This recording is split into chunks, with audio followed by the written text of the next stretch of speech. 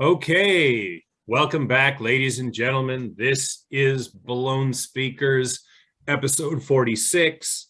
I'm Dave Hoenigman coming in from Yokohama, Japan.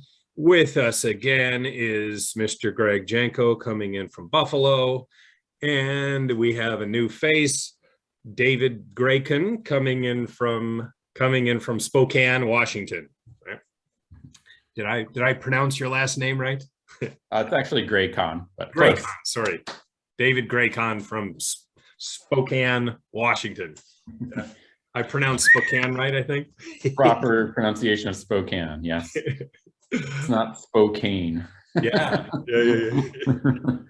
Do people get angry if you in Spokane, if you say Spokane? Yeah, they're kind of tired of hearing that, I think. Mm-hmm. So, yeah, and all right, Dave, you chose our album of the day, right? An album that you've said is very nostalgic for you. Yeah, what did you choose? Yeah, so I chose the album by Sebadoh III. I'll make a bold statement in saying that I think it's one of the best underground, independent records ever to come out in the United States. And I don't know, there's probably a number of reasons why I think that. It's a record I got into when I was very young, which is, I was 17, I think, when I discovered this album. And I think it's a pretty unusual album to be into when you're that young, given all the content on the album. But yeah, I was just kind of immediately struck by this band. I think, that was around the time, I was originally into like Guns N' Roses and, bands like that. And then, eventually Nirvana came out, and that helped kind of usher in, breaking punk, if you will, in 91, which is interesting because this album came out, I believe, the same month as Nevermind. Oh. And, but it wasn't until maybe a year or so later, a couple years later, that I discovered it. But no doubt it was because of Nirvana that I ended up discovering this album. And my friends in high school at that time, so this is based in Western New York, suburbs of Buffalo, New York. We would do this thing where we would just get in a car, or one of our friends' cars, and just kind of drive aimlessly into the countryside. Like we would intentionally try to get lost. So we would, have someone's car, someone's parents' car, and we'd be driving. We just listen to these weird records, punk and indie rock. And one of my good friends, his girlfriend, put on Sebadoh III, and we would get really lost. I mean, we didn't have GPS at the time, so we would sometimes end up in like Pennsylvania in some rural roads, and we wouldn't know how to get back. Like, we kind of had to ask directions or like figure out how to get back to the Buffalo area. And I just remember hearing that song Limb by Limb for the first time, and I was immediately floored. I was just like, what is, it's sometimes you just hear something and you're just like, what is this? Like, this is incredible. I've never heard anything like this. And just kind of like the way the drums sounded and the melody of the song and the way they sing over it, I was just immediately captivated. And it wasn't long after that I, got everything I could get by Sebadoh, and I was really obsessed with the band. I really, at that time it was pre-internet, so you couldn't just search and find out information about Sebadoh. It was really, they were kind of obscure. It was underground. The records were kind of harder to find. There were lots of like imports that would come in, and you would get songs on the imports. Do you have, excuse me, Dave, do you have any of that record collection? Any of those records still in your collection? Yeah, so I'll show a couple of these. And so I just remember, getting all the album, I remember that time there was that magazine Puncture, which was like the sort of alternative magazine that you'd get at like an independent store. And I remember just seeing like a little picture of Lou Barlow in front of like an amp. And that was like it. That was like my only image of him, so it was kind of this mystique. It was mysterious, like, who was this band? And to be into them at such a young age, was, I think, kind of unique. And some of the music's pretty disturbing. The fact that I'm like listening to that when I was 17, it's kind of interesting. But yeah, I got a couple of records here. So I we used to collect the 7 inches back in the day. So I still have a stack of these Sebadoh records. So, this is, this isn't 3 material, but just, this common theme of like the kind of family photo. I mean, when I look at old family photo albums, like my family has pictures like this, it's just this kind of like weird colored furniture, and, they look like they're kind of working class, middle class, this kind of the way houses were decorated, so it kind of like resonates with me. Like if I were to look at old family photo albums, I'd probably have lots of pictures similar to this. So there's something about the aesthetic of using these old photos that I think resonated with me. This was a time of zine culture, and I think you learned about bands like Sebadoh through zines and trading zines and like cassette trading. And, so this is from Rebound. And of course, this is their famous, Gimme Indie Rock single, which is on the bonus disc, the reissue of 3. Then there's like Lou Barlow and Friends, and, these kind of obscure releases. This is from Bubble and Scrape single. And then this is the Centradoh, which is, Lou Barlow side projects. So I was like really into, I would collect everything that came out, like a Centradoh album would come out, then the Kids soundtrack came out. It just really, I don't know what it was, but it was just, I just loved it. And it just sort of this mixture of folk with like experimental. I mean, at the time, I didn't even know what experimental music was, and, clean, but then like lots of distortion and really rocking out. And, but for me, lyrically, I think there's a lot kind of in common with zines and like the idea of zines and this kind of like really confessional kind of writing. So I think it was also one of the first artists where the songwriting was so honest and so direct and much different than, Guns N' Roses or even like Nirvana. I mean, you listen to Sebadoh and like these love songs are just like amazing. Like they just cut right directly how he's feeling. And, so for me, that kind of revealed that like a kind of different emotional range that men can feel. Like I didn't know that it was okay as a man to think that way or feel that way. And I was like 17 and I had like my first girlfriend at the time. And I just remember thinking this music just really resonates with how I feel, like so direct, so honest. And, so I think that kind of like opened this range of possibility of like what masculinity could be. And that's not something that like I was talked about with my siblings or my father, so it's like as a young man, you don't really have your masculinity is kind of put in a box and like you don't really talk about it. So for me, that was like, wow, there's this huge range of ways of expressing yourself as a man that I think Lou Barlow, I mean, not just Lou Barlow, but Sebadoh at that time, Jason, Eric, and Lou were doing. And I think for me, that was just kind of like really groundbreaking. And so that kind of combination of the personal lyrics, but also it having this kind of diary aesthetic, and of course the whole lo-fi aesthetic, which I think many bands have tried to emulate since, but they don't quite get it as right. Like it's almost like they're trying to be lo-fi. I don't know. I think they were just doing this stuff, and I think it was all analog, right? So it just has like a different feel, like the whole tape hiss, and so yeah, I got to see them a couple times, and I remember my locker in high school had like a Sebadoh like Smash Out on the Punk Rock, like my locker was like lined with Sebadoh stuff, and like I had the T-shirt, and then I eventually got to see them a couple times live, and yeah, so there's that picture of me. That was like 1994. So I've seen them 3 times in my life, twice on the Bake Sale tour, so once in Buffalo, once in Toronto, and then one time in Eugene, Oregon, when they reissued 3, they went on tour. So that was actually the original lineup I saw in Eugene, and they played a bunch of stuff off of 3.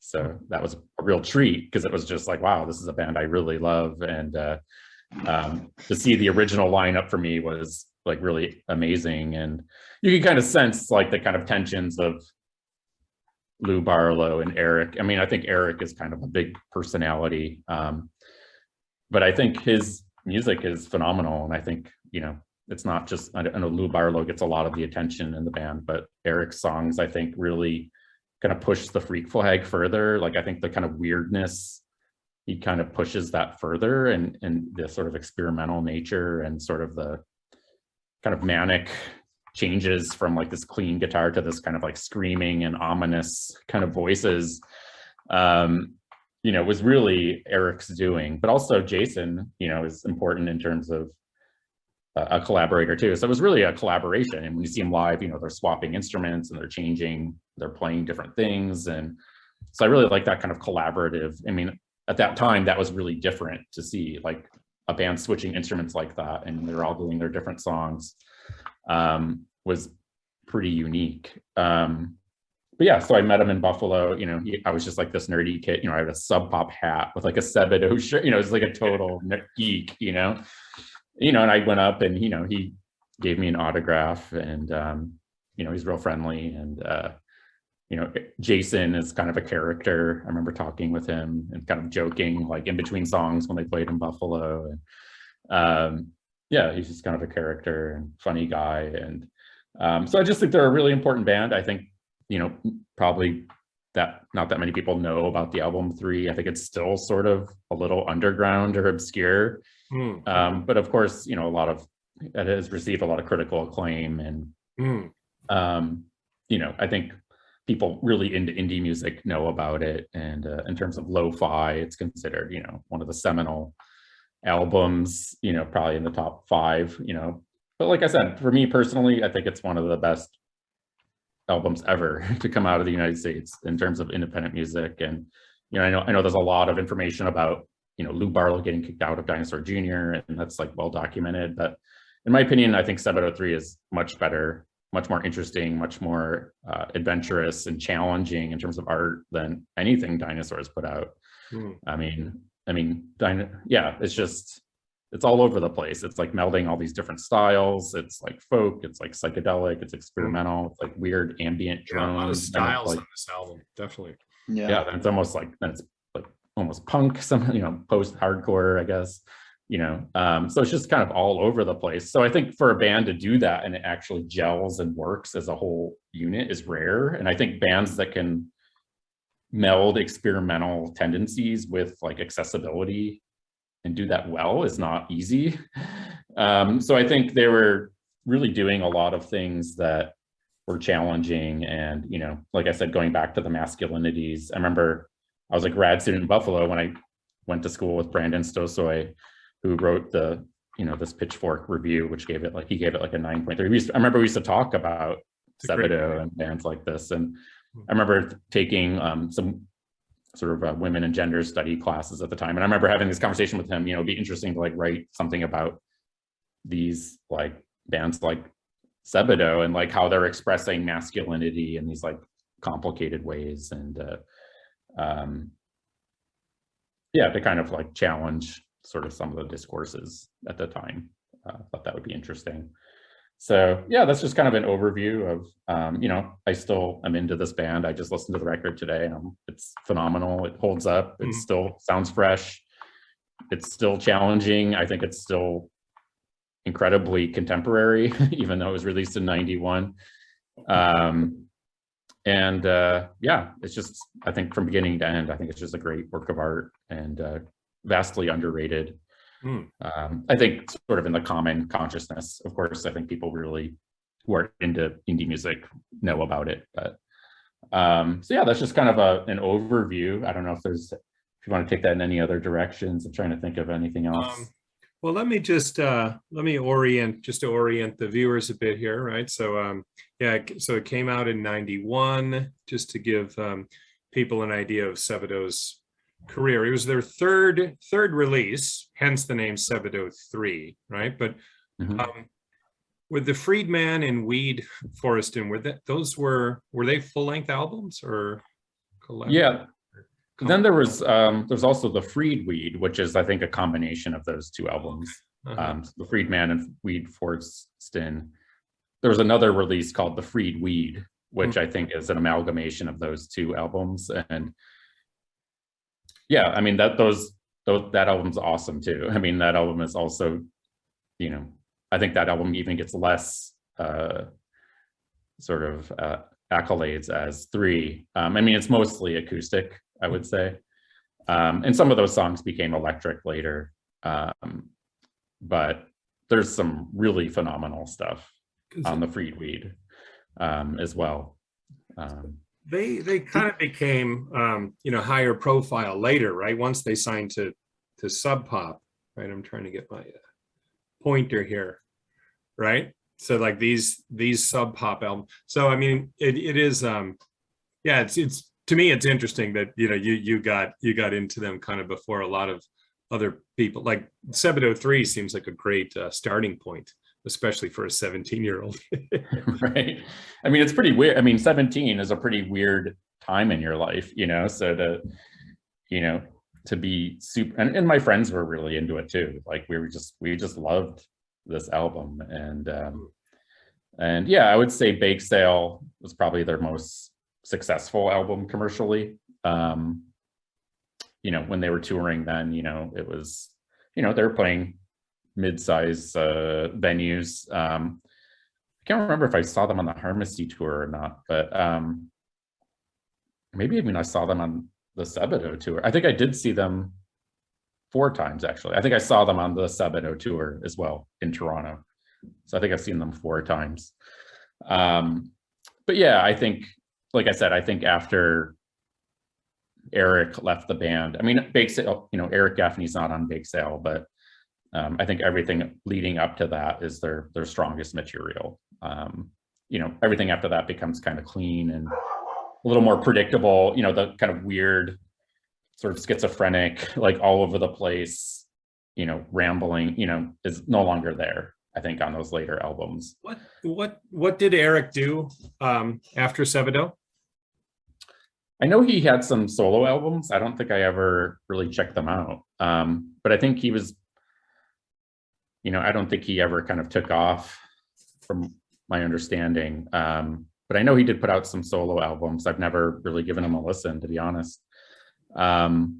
There's stuff on, he's got a Bandcamp, and I was listening to some things the other night, Fields of Gaffney, Okay. some interesting things.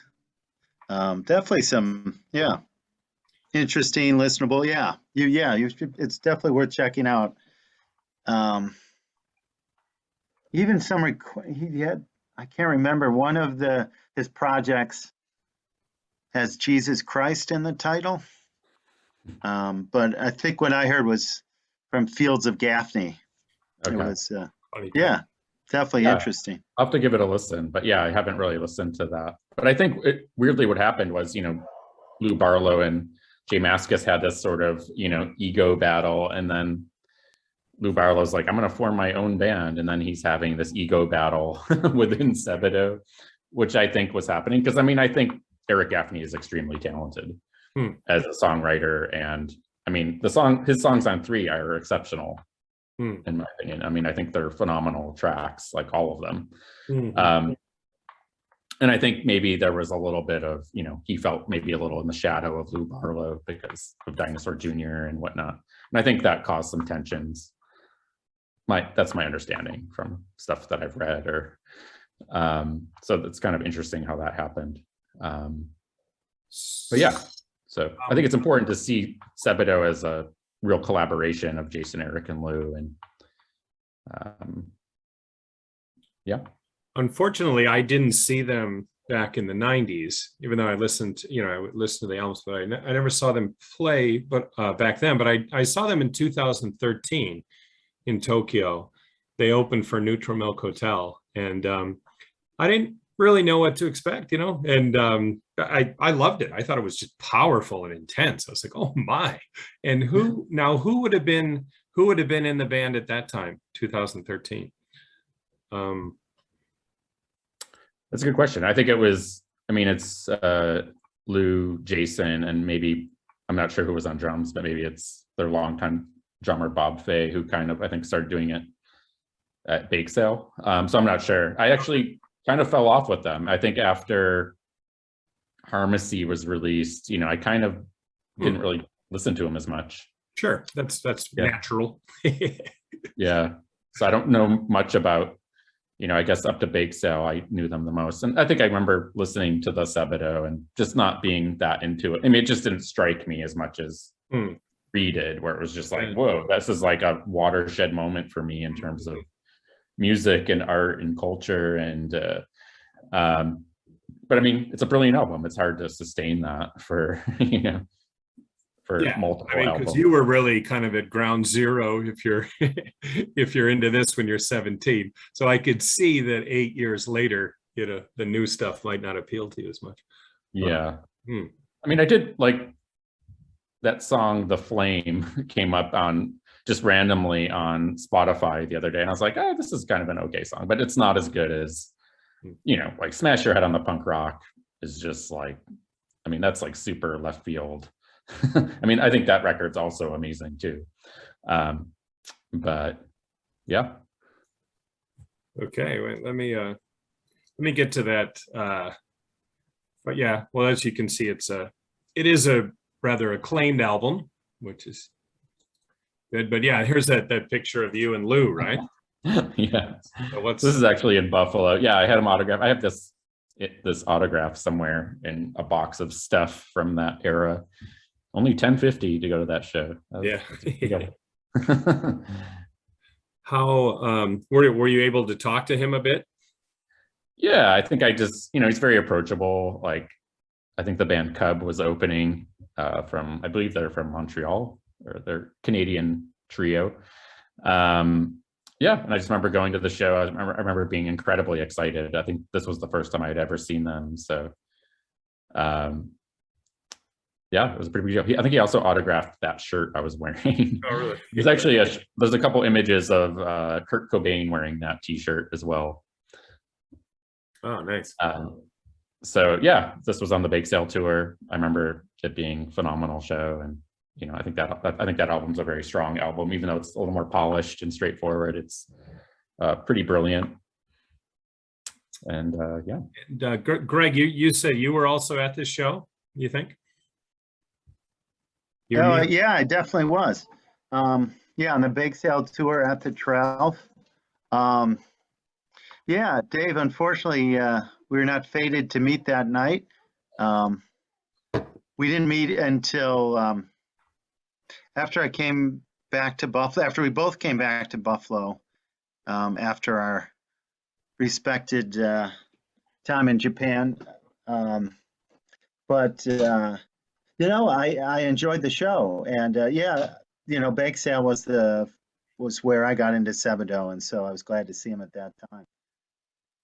We've got another special guest here. Hey, Dylan. I know it looks like I'm really tired, but I had makeup on because I was doing a little play thing. Yeah. Nice. It was like 13. What was it? Oh my! I still have it on. Wow. Was it like a ghost walk? Yeah, it was a ghost walk where like they'd walk up, and then like I'd explain the ghost I was. Who were you? I made. Yeah, so we're going to listen to Limb by Limb. This was, I believe, the first song I ever heard by Sebadoh that I think really kind of rocked my world, and I wanted to learn more, and led to me accumulating everything I could find by Sebadoh. And it's a song by Eric Gaffney, and I think it's one of the highlights of the album, one of the many highlights. All right, let's check it out. I'm moving on, plowing through a violent landscape. Stand the light of devil bright, crisp until you break. Well, I guess so going to it. You could not mystify. Limb by limb, I'll do you in. The serpent hypnotized. Haunted dreams of locust beak. To expand is to slay. A tunnel to infinity, dazzling all the way. Praying menace belts around, thunder purified. Servant side sees the light.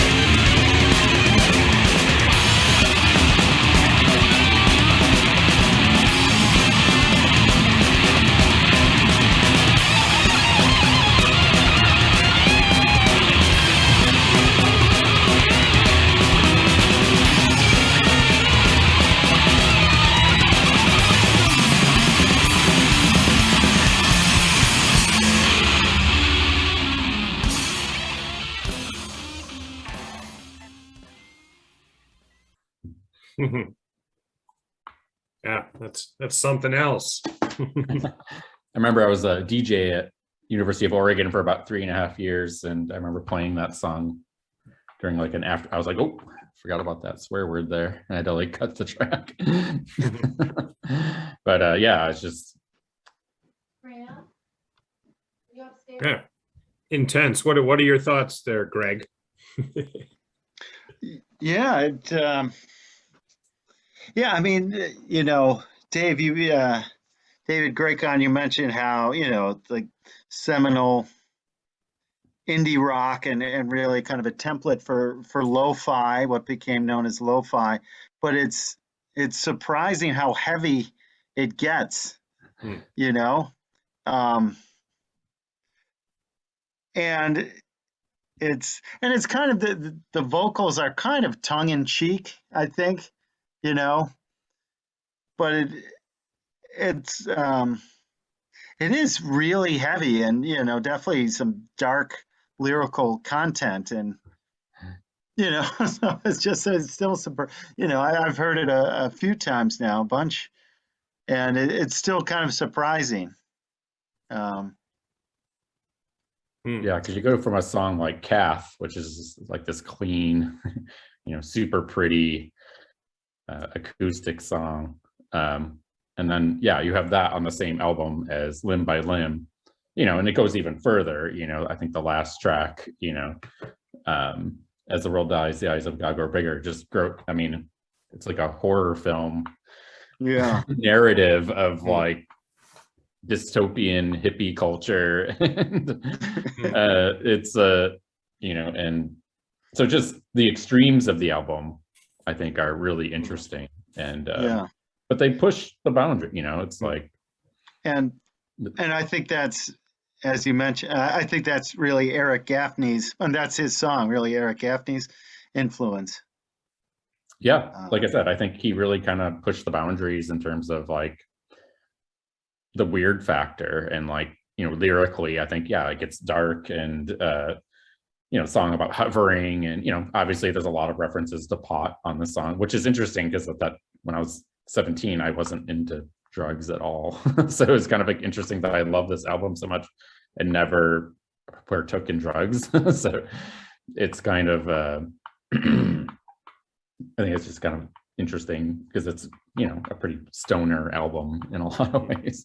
There are numerous references, but I mean, if the whole album was just songs like Kath, the album isn't that interesting. It'd be all these like pretty short acoustic songs. But the fact that it goes into these extremes and really rocks out, and that Limb by Limb has like a kind of weird, like kind of grunge distortion. The sort of grunge era has that kind of like down tempo, like the way that guitar sounds when it kind of comes in is sort of a remnant of like the grunge times a little bit.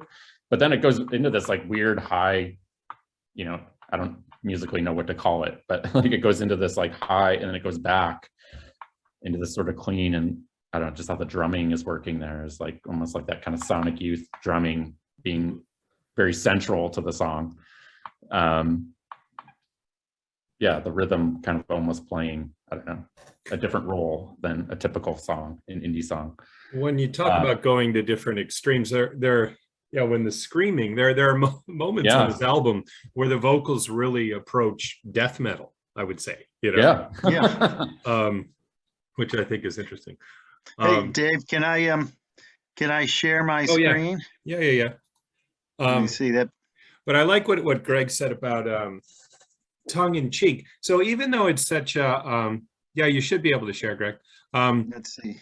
Even though, right here, like what you were saying, very meaningful personal lyrics, but there is like a thread of humor that runs through the album, right? That even the album cover is like kind of goofy in a way, like, I think it's interesting. It's an interesting just dynamic, of the extremes of sound and emotion and humor and honesty, and it's an interesting mix of stuff. All right. Here's the slogan I came up with. Oh, Math is to metal. Gonna make a t-shirt? And yeah, I was thinking death metal too. I mean, those guttural vocals that Eric Buffalo, you Gaffney. guys are home of Cannibal Corpse, right? We are. But they, so yeah, and maybe that was part of maybe the friction between Lou Barlow and Eric Gaffney. Maybe ultimately that was, well, Lou Barlow's songs. Well, he definitely, it seems he's into sonic extremes and heavy guitar and fast punk songs, but his songs have more of a folk base. And I think he sings on the one where they do a Johnny Mathis cover. So I think Eric Gaffney was maybe a little more comfortable in the metal world, the world of dark metal. Yeah, I mean, and in the cover, it's just this really warped, and there's also a lot of like kind of weird kind of voices that come out of nowhere. These kind of like, the home all-American original part, it's just this weird voice kind of comes out of nowhere. And this sort of ironic, there's a couple moments on the album where that happens, where this kind of strange voice just like comes out of nowhere, and it's really kind of almost out of place, but then it kind of works in the whole sort of warped reality of the album. So there's a couple of examples of that, but kind of mocking rock stars, I thought is pretty awesome. I think in well, the album closer, As the World Dies, the eyes of God grow bigger, which gets points for the title as well. But he does that, and I was listening to it the other day. That was, the vocals, and that was kind of eerie and off-putting for me, the way, he's singing one, the main lyric, but then at an unexpected time and like midway through the main lyric, there's this other lyric in the background, and it happens throughout, and it's distinctive. Yeah, and it's sort of the cacophony at the end of that song where it's just like blood on the walls and don't fuck with me. It's just like all these like it's a really intense song, and it has this kind of West Coast, I think, like weird mythologies. And Harmony Korine used the music of Sebadoh in some of his films. There's this kind of like warped America kind of vibe that we're getting. The Kids soundtrack had a lot of folk implosion, but also Sebadoh lyrics, but also, kind of referencing Daniel Johnston and other kind of lo-fi artists.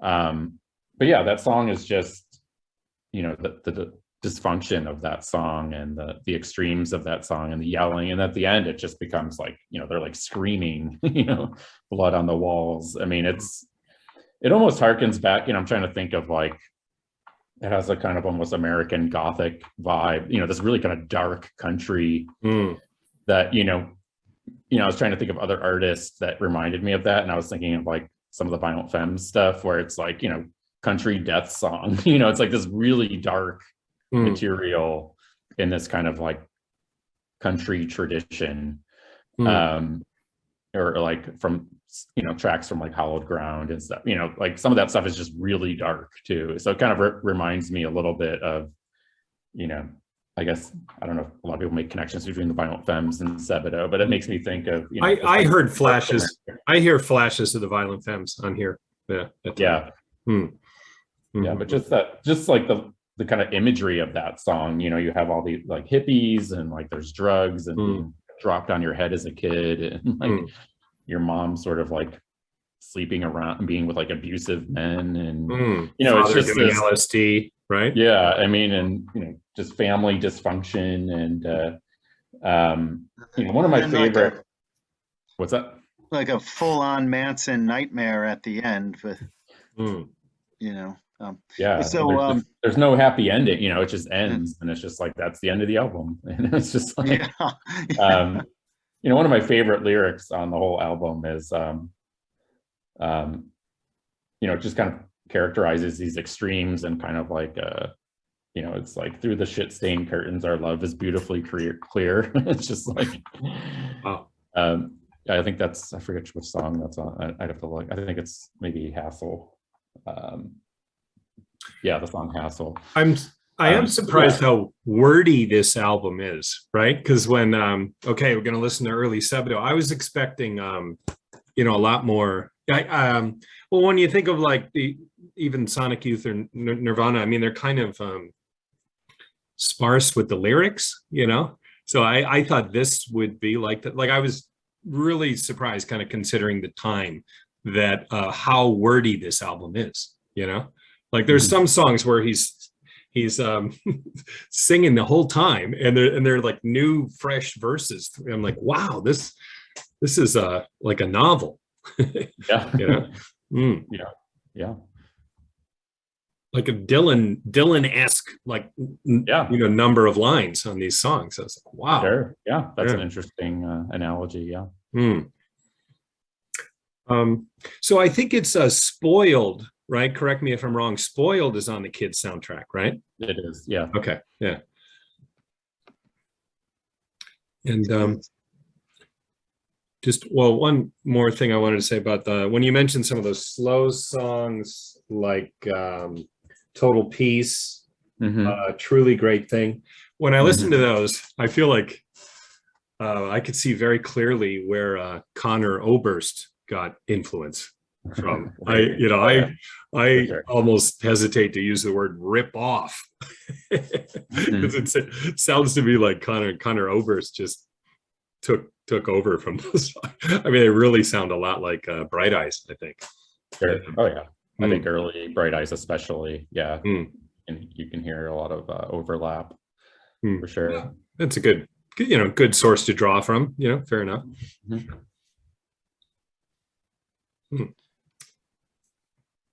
It brought him those acoustic ballads. Also, for me, I guess because I was more of a Elliott Smith fan than a Bright Eyes fan, so it brought to mind Elliott Smith, and I was just wondering how these songs might have influenced Elliott Smith. Because he started, and I think he grew up playing music from what I gathered from the documentary I saw. But his first band, Heat Miser, was a loud electric band, and then he went off on his own, and ventured into acoustic music. So but yeah, introspective, confessional lyrics. So I wonder if Lou Barlow's songs, these Sebadoh songs, influenced him in his journey.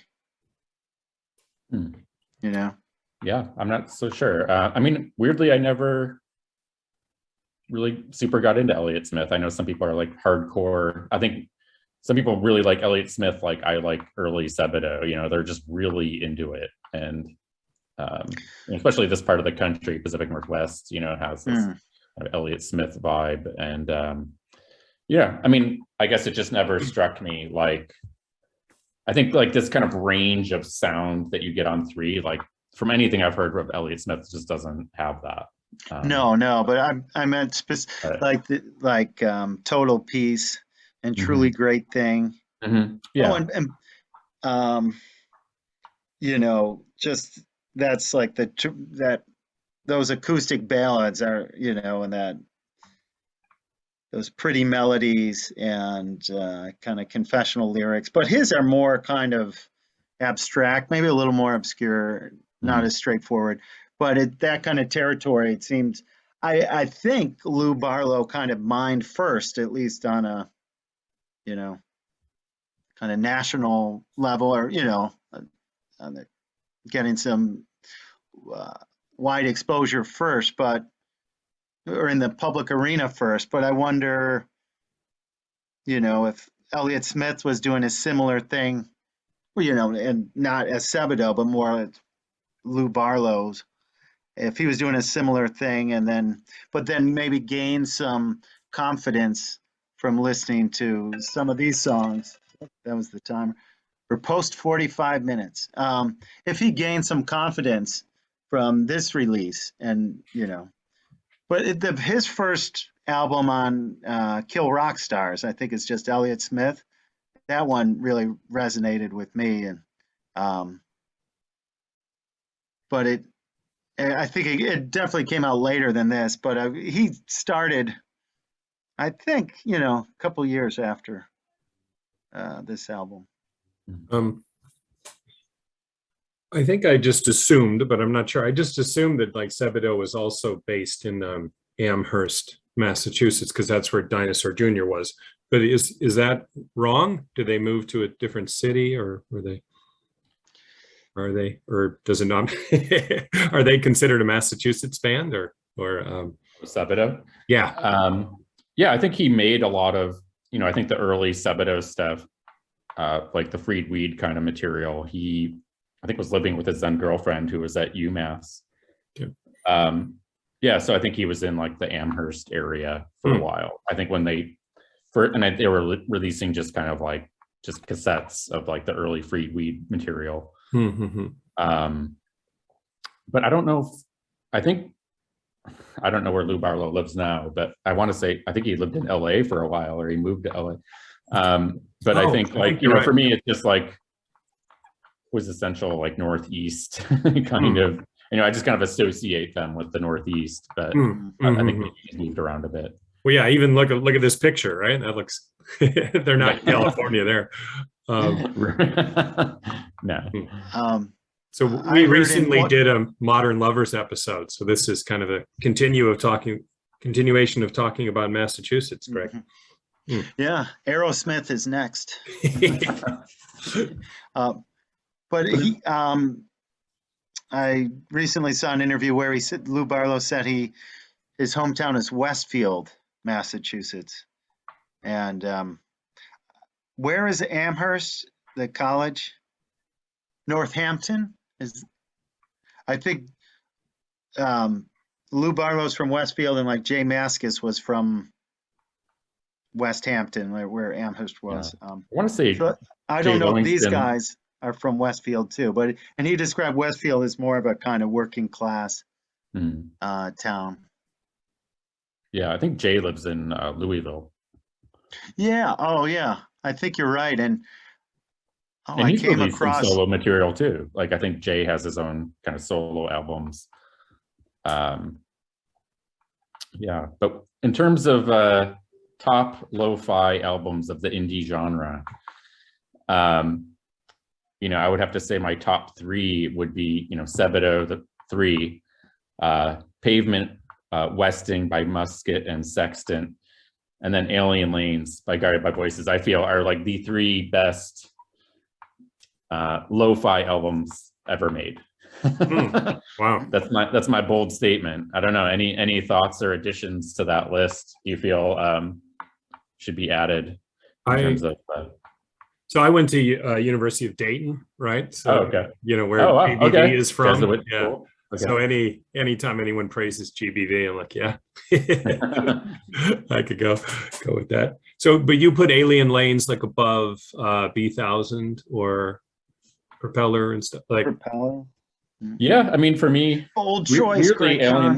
Alien Lanes was the first GBV album I ever got into, and I immediately that too was like yes, like kind of like how 3 struck me. I was like, oh yeah, like this is you know, in that similar vein of, you know, lo-fi-ness and also I love the Pavement album. You know, a lot, you know, when people think of Pavement, you know, I don't think this is the album they reference as being like their best stuff, but I mean, in terms of like being lo-fi and kind of melding experimentation and kind of this like brute amateurism, or just like really just like crude songs sometimes, but then like that's a very early Pavement album.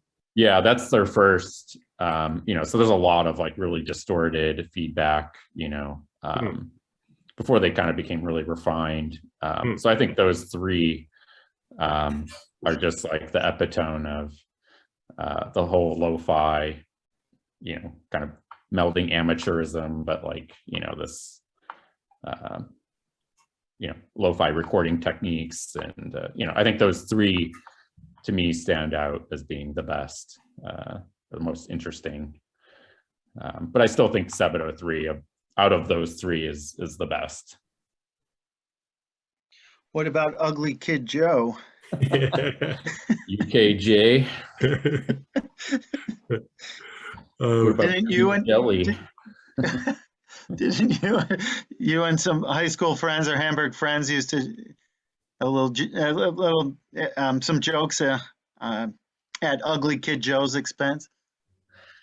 Yeah, I think at time, That's why I threw that there's out there. probably a weird appreciation of Ugly Kid Joe for a short duration, and then a quick, kind of just degraded into a joke.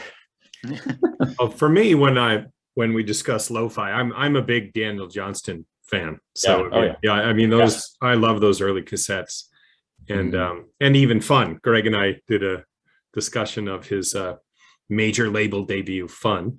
I'm a big fan of that. So when we're talking about lo-fi, landmark lo-fi albums, I mean, for me, I would definitely include a Daniel Johnston. I don't even know which one, because so many of the early ones I got them at the same time. I ordered 12 tapes, through the internet from Texas, and they just came in a bag, and it was like 12 early Daniel Johnston tapes, and I just loved them all. So I don't even I wouldn't even know which one to pick.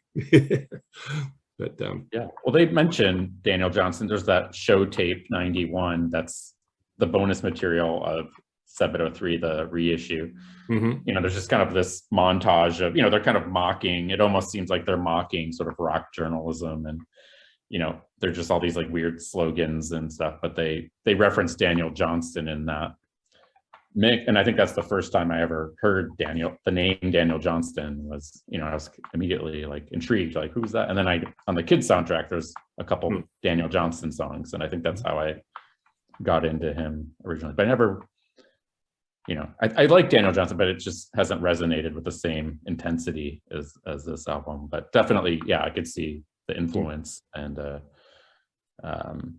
sort of sonically, and the sort of lo-fi-ness, amateurism is pretty evident in both of them. So it's easy to see how often people bring up the kids soundtrack. That really was a landmark like soundtrack, I would think. I think I told Greg this last time. I teach an indie rock class here, and there was a student. She's not actually in my class, but she's a grad student, and she's interested in indie rock. And I mentioned the kids soundtrack. She's like, oh, and she's Chinese, right? So there's a lot of holes in her and she's only 23, right? So there's a lot of like holes in her knowledge, and sometimes I'll just mention something and she'll be like, oh, what's that?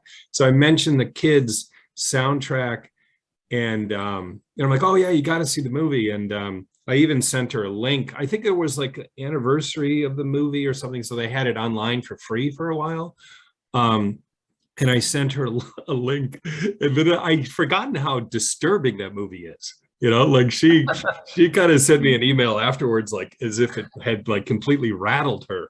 And I'm like, wow, maybe I shouldn't have recommended that movie to us too. I mean, she's an adult, but like when I think back to that movie, I think you think about how awesome the soundtrack is, you kind of forget that it's actually a pretty disturbing movie. Like it was rather controversial at the time. Yeah. I mean, I haven't seen it in a long time, but it's interesting that Natural One by the Folk Implosion, that's probably Lou Barlow's biggest hit ever. I mean I think that song was like legit like a top 40 song. I think more so than even Sebadoh, any Sebadoh, I don't think any other Sebadoh song has charted like that song did. So that became a kind of weird hit, at the time, and that was like on MTV, and recently I watched a Netflix series called Brand New Cherry Flavor. Have you guys heard this? It's really this kind of Lynchian, yeah, kind of surreal. I don't know. It's like 8 or 9 episodes, like total binge type thing. They use Natural One. I think it was even the first episode, Okay. leading into the series. I was like, wow, this song's had staying power.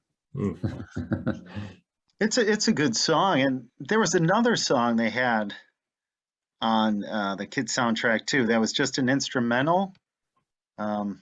Really brought to mind like early Beck, like Mhm. Loser era, Mellow Gold, and it was really well done. Mhm. And I think like Natural One like charted like in the Billboard Yeah. charts. Yeah. So yeah, but Yeah. Kids is pretty. I haven't seen Kids in a long time, but I imagine it would be pretty disturbing to watch. I mean, most Harmony Korine films are pretty disturbing. So. yeah. On my playlist for the indie rock class, we use Rebound by Sebadoh. It's it's like a video playlist, and it's a live footage of them on a TV show. Yeah, cranking out Rebound. Yeah, the students seem to like it. Some of it so they have to choose a song from the list to write about for their homework. Some of them choose Rebound, so it's still That's resonates. Awesome. Yeah, I want to do a class on indie rock. Yeah, That's awesome. it's fun.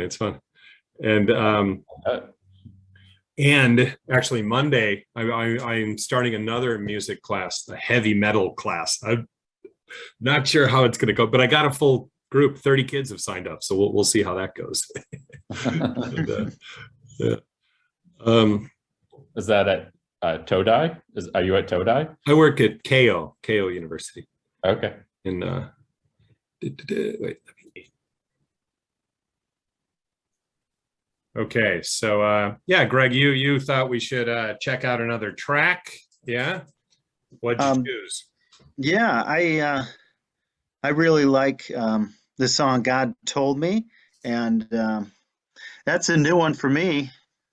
Thank you again, Dave, for recommending this album for Blown Speakers, because well, you heard it back in high school. I didn't hear this album in its entirety until these past few weeks, and yeah, so "God Told Me" just jumped out as a really exciting punk rock song, but at the same time so the title "God Told Me" it brought to mind the Bob Dylan song "With God on Our Side," and and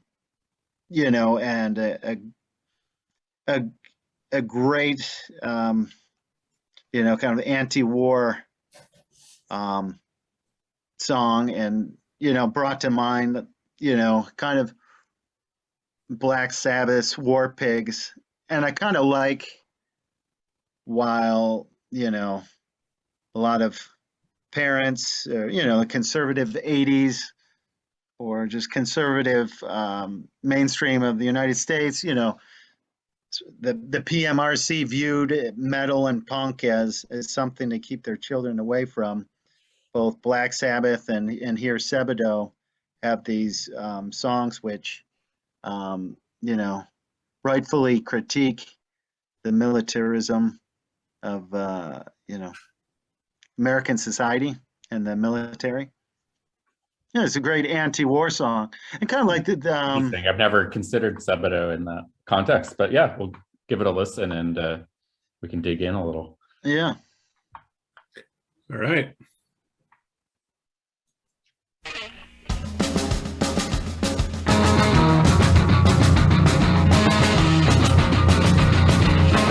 This land is very small. Our buildings grow and people crawl. America's the greatest way. I'm counting stars and counting days. I know it's true. 'Cause God told me to tell it to you. I know it's true. God told me to tell it to you.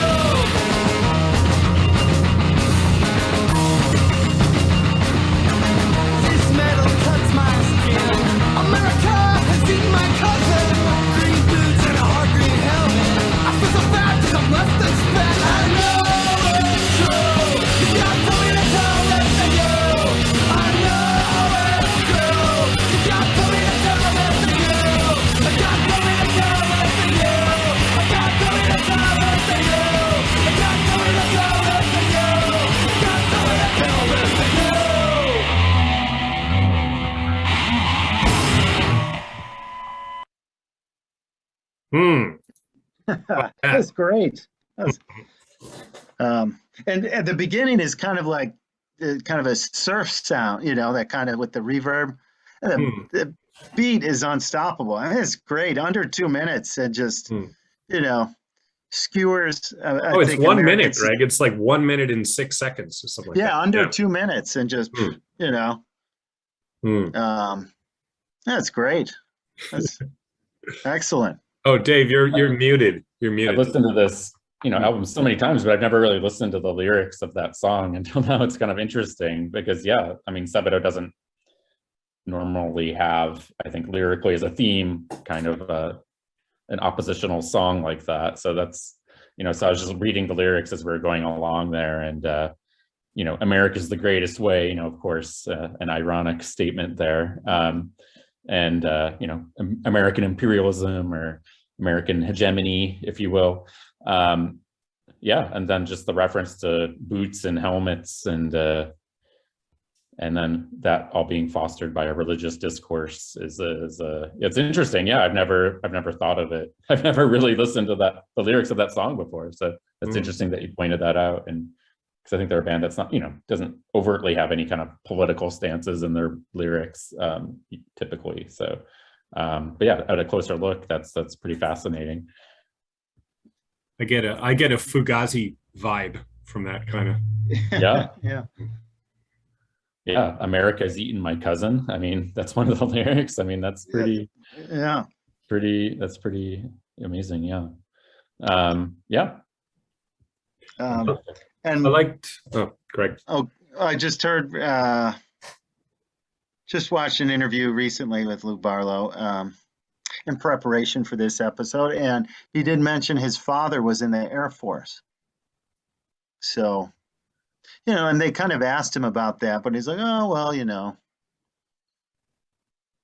he said, well, he was a Democrat, and we were the household, we were like working class Democrats, so his dad wasn't, I think, overly like jingoistic or like a real drill sergeant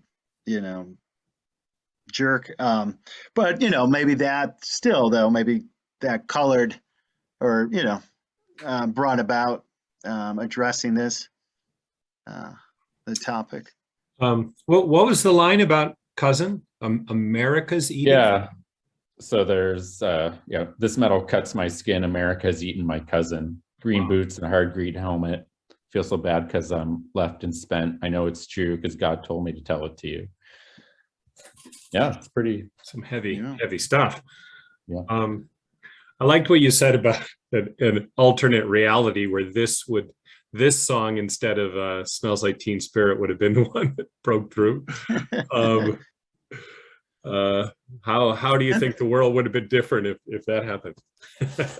I mean, it says something about, because I think it also, the early 90s, there was this real allegiance to independent record labels, and the whole idea of an independent record label putting out something, a completely different product and art, as opposed to, Nirvana putting out Nevermind on Geffen, and, it's a very polished record. It sounds very clean. It's, it's pretty accessible and radio friendly, quite frankly, and you look at an album like Sebadoh III that came out around the same time, it just, if you could imagine like, an album that costs $1,300 to make, which is just incredible. That's very inexpensive.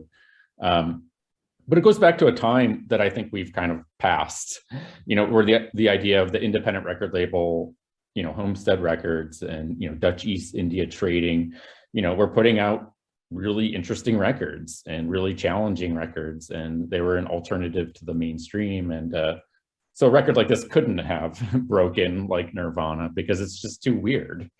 I mean, this album is too challenging. There's too many songs that you couldn't play on the radio because of swear words. And I think just the fidelity of the record, just couldn't have that mass appeal. So I think it's kind of interesting in an era, because I remember being an undergraduate and in high school, really having an allegiance to independent record labels and supporting them. And that was a really political thing, that this stuff is different than the mainstream culture. And And I think early Sebadoh especially was evident of that, or they sort of practiced that. Whereas like nowadays, I don't think if you talk to young people, like my students about these kinds of things, they have no idea what that means, or I don't think they even understand, unless I'm teaching a class like alternative media, which I don't really get to teach anymore, but that's something we would talk about, that, you know, a whole different cultural spectrum was coming out on labels like Homestead and Sub Pop, and that's really important for creating different kinds of art and different kinds of ideas. And I think something like 3 only could have come out on an independent label. There's no doubt about it that a major label would not have put that out the way it was. There's no way. I mean, they would just be like, this is a loss. Like, no one, this is too weird. This is not, you know, a profitable commodity, you know? So, I mean, and that's something we haven't really touched upon, but I think that whole infrastructure of independent labels and independent distribution, and, you know, you had to get this stuff at independent record stores, typically, you know, so there was like this whole like ecosystem at that time that was just really kind of outside the mainstream.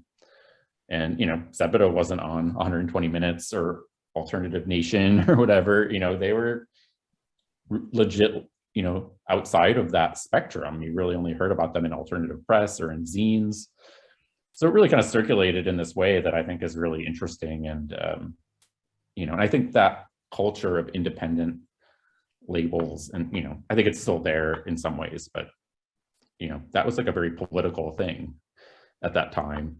The label that they were on, and like the kind of in supporting independence and alternative modes of distribution, and then also supporting independent record stores. So I feel like Sebadoh is kind of encapsulating all of those, and even cassette trading is a whole other subculture that Sebadoh was very heavily into. This idea of trading cassettes and distributing through cassette, so yeah, I think they were a part of that whole I think the whole kind of underground was a different thing then. And I think people don't really think that way anymore. I mean, I think some people do, but, or this idea of the independent label as having this really special place in the consciousness, you know, I think in some subcultures that's true, but I think largely like people are totally unaware of that kind of world now. Yeah.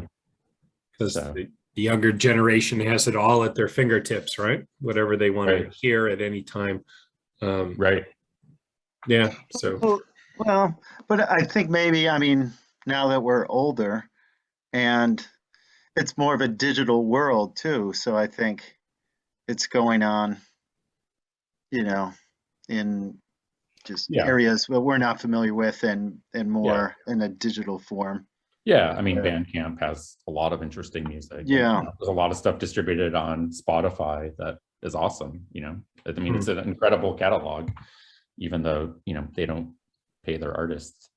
And there's all kinds of problems with Spotify, but like the ability that, like, of anyone just to like access that now, you know, whereas you had to kind of work to find Sebadoh back then. You had, I mean, even like, you know, there were chain record stores in the mall where I got Sebadoh records, you know, so, but, you know, but if you wanted certain things or a deeper catalog, you had to go to Home of the Hits in Buffalo, and it's like, that's where they had it. So, so there was something kind of fun about that, you know, it was just a kind of different era. And is Home of the Hits still there in Buffalo? No, it's been leveled, and now it's kind of like, I don't know if those are condos that went in there or kind of like higher. Yeah. Like, yeah, but it was like a real watershed place for me. Like I had a zine that I sold there, and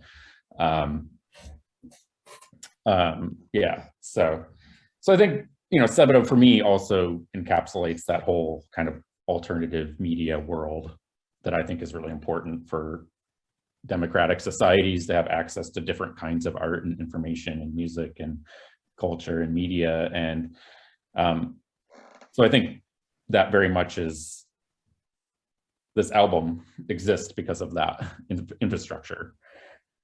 And I think that's important. Like, you know, we haven't really talked about that, but I think the label that put their records out was doing a very important thing. Then you went on to media studies, is that right? Yeah, so I studied at Buffalo, SUNY Buffalo, the media studies department there, and then I went on the University of Oregon, where I did a doctorate in media studies, and I wrote a dissertation about record stores. Wow. So so it's kind of Sebadoh III kind of fueled that passion? In a way, yeah. It's even, I think I even mention it in, Oh, really? the dissertation in some way. I think Sebadoh is referenced there, or in some essays that I've written. But yeah, I think it kind of weirdly did influence certain things and ways of seeing culture. This sort of interest of the margins and things that are not mainstream as being appealing and having great artistic value and merit. Most certainly, yeah, they were there contributing in some way, I think. But actually, the closure of Home of the Hits in Buffalo gave me the idea of doing a dissertation on record stores and sort of what their meanings are, and tying that to alternative media, and then of course vinyl and record labels, sort of getting a sense of how the whole system works and how those stores were providing some. So there's a documentary I made about it, to a store in Eugene called a store called the House of Records. So it's called Walls of Sound, and that film's online if you want to watch it. How can we watch that? Yeah, so the whole film is on YouTube. Really? You just search Walls of Sound, a look inside the House of Records. Wow. It's a 60-minute film, but there's also like a 3-minute trailer. If you just got 3 minutes and want to see a highlight, you can do that. So yeah, I think most certainly this fascination with alternative culture, and then going to SUNY Buffalo, I studied under Tony Conrad, and his very radical sort of take on media culture and practices, and so that kind of created a nice stepping stone to that world, that like film and video could also be kind of underground, and DIY was kind of a new idea. So I think being into stuff like indie rock and Sebadoh like kind of like made that world more accessible to me, because they're kind of speaking similar languages. Yeah, so I think Sebadoh is evident, and So they went on Sub Pop, and then I think they went on to a major label. Sire, I think it said on the list. So,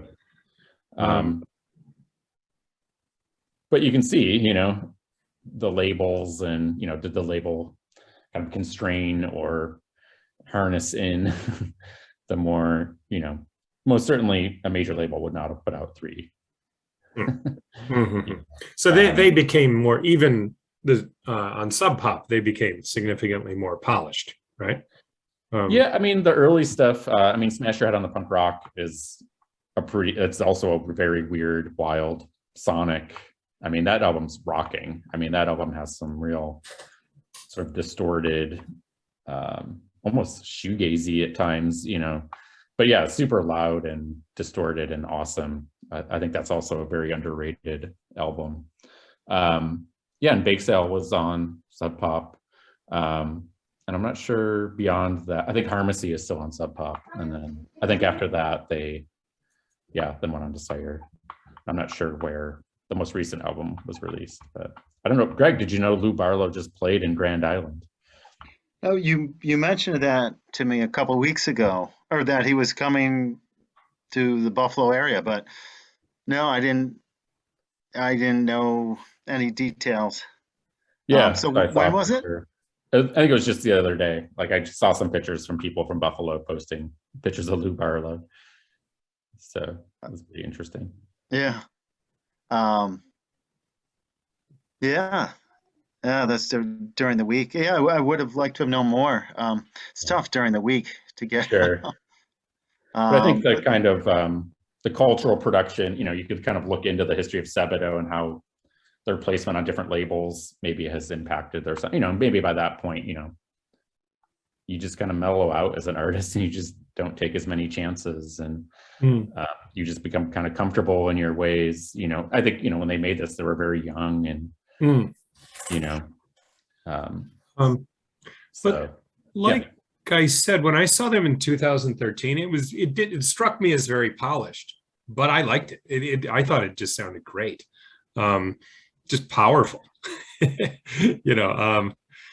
and Yeah. So, I mean, it's not always a bad thing, Right. Yeah. And some people, are total fans. Maybe they just kept on going and, Yeah. Yeah. you know, And for, for guys to be in their 40s and 50s to try to act like they're 21 might not be cool, Sure, So, sure. yeah.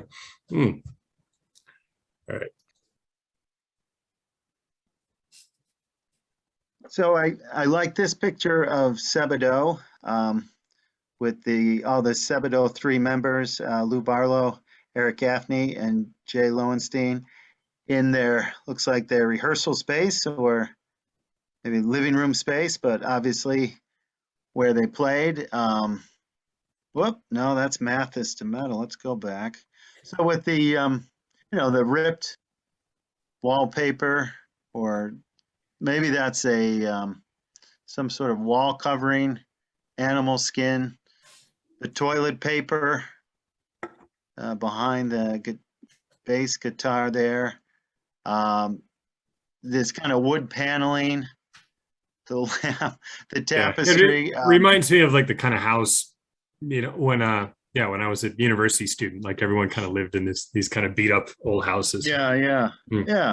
Kind of punk rock bohemia. But I think to me it embodies the spirit that a lot of young people have when they start a band, start playing with other people, of having fun, kind of living out some adolescent rock star or fantasies with the wraparound shades here. But kind of experimentation, I guess. Maybe the tapestry and they're willing to explore some different sounds. So yeah, I think it's a cool picture. Maybe the song Rockstar would be a good one to go out with, because I think, it's a song that's really kind of mocking fame and, which is, probably one of the core ethos of punk is, mock this sort of popularity, fame, and being on a stage in the center of attention. And the song really kind of tears that down in a way. And I think it's just kind of an interesting, it's just an interesting song, how it's produced and very lo-fi. And how about Rockstar? Yeah, that seems like a good send off. Wait a second. So this is what oh, you're a rock star. Get your game on. What was the name? Yeah. Is it Smash Wait, Mouth? Smash Mouth covered this song? I was slow on the punchline they there. covered it. Yeah, right. Rockstar track 15 comes in at 2 minutes 42 seconds. It'd be interesting to compare those two songs, actually. That'd be an interesting essay. All right, let's check it out. Okay, well, ladies and gentlemen, thank you for joining us for this discussion. That has been episode 46 of Blown Speakers, discussing Sebadoh III, 1991. Thanks to our guest, Dr. David Gracon and Greg Genco, coming back. Thanks for having us. Great episode. Yes, thanks for doing this. Great episode, guys. All right, and we've settled on the song to go out with. Dave, would you like to talk us? Yeah, introduce. So we're gonna end with Rockstar. It's probably not a song that's referenced that much in the reviews or whatnot, but I think it's a really great jab. The old punk rock ethos of sort of cutting down fame and not prioritizing fame or putting people on stages. And I think this song encapsulates that spirit. All right, Greg, we good? I'm good. I'm all for it. All right. Okay. I still like to find myself on a few stages, but yeah. Take this, W. Axl Rose. All right. Thanks for watching. All right.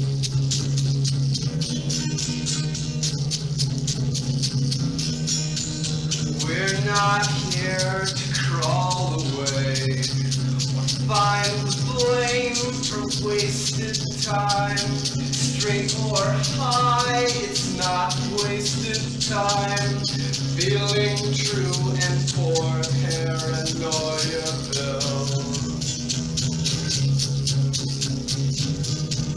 Excuses are so easy. When any jerk could push you down, we got reason to learn how. Trust any reason to rise now. Turn your weakness on itself. Not right for you. It's alright with me. Fight with my friends. When faith is near impossible, and trust just isn't practical, it's alright with me to feed on my friends.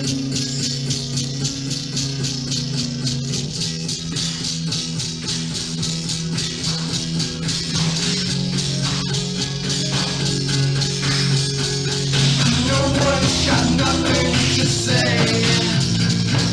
They just wanna be rich and safe. Rock approval, get the 4-star. Nothing could be better, be a rock star. But study at the Garden of Star.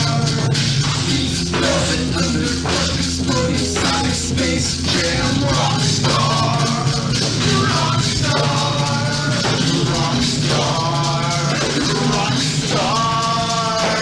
Trust any reason to rise now. Don't let the simple truth bring you down. Money brings freedom, brings a new day.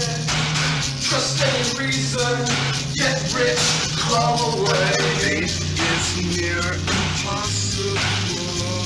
Trust just isn't practical. It's not right for me